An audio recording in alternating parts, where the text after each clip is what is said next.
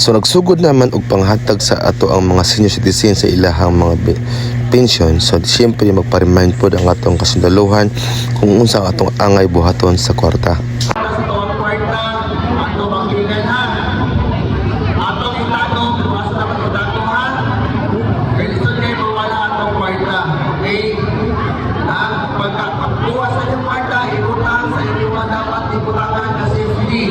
Siyempre, kung matong-briefing sa ilaha, so dili na to pwede mawala ang pagrespeto sa ato ang mga nanay o tatay o atong amahan sa ilaha.